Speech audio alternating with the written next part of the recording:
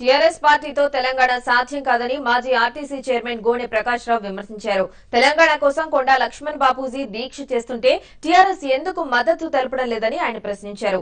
Komatireddy brothers మరికొంతమంది ఎమ్మెల్యేలు TRS లో చేరుతారు కాబట్టే కోమటిరెడ్డి వెంకటరెడ్డి దీక్షకు టీఆర్ఎస్ పార్టీ మద్దతు తెలిపిందన్నారు.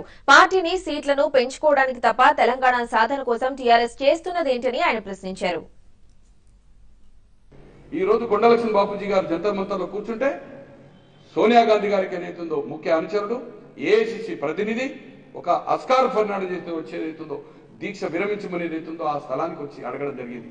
ఖచ్చితంగా కొండా లక్ష్మణ్ బాపూజీ గారు ఏదైతుందో ఈ దీక్ష కాంగ్రెస్ ఒక హైకమాండ్ ఏదైతుందో కన్ను తెరిపించింది.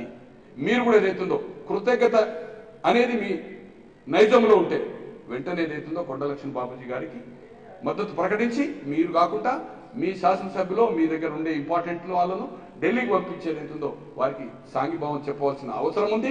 కొండా లక్ష్మణ్ బాపూజీ గారి దగ్గరికి వెళ్ళేది ఉంటే అతనికి ఎక్కడ మైలేజ్ వస్తుందో అన్ని రాజకీయ పక్షాలు అన్ని ఇతర సంఘాలు కానీ ఇక్కడ ఏదైతుందో తెలంగాణ అంశంలో ఏదైతుందో వాళ్ళను బలహీనపరిచి టీఆర్ఎస్ ఏదైతుందో బలంగా ఏర్పాటు చేసుకొని సీట్లు ఓట్లు పెంచుకొని ఏదైతుందో దీన్ని తెలంగాణ అంశాన్ని తీసుకుంటూ తెలంగాణ అంశం పేరు మీద కుటుంబ వ్యక్తులు ఏదైతుందో అతని ఆజమాయిషి నడవాలనే ఉద్దేశం తప్పితే తెలంగాణ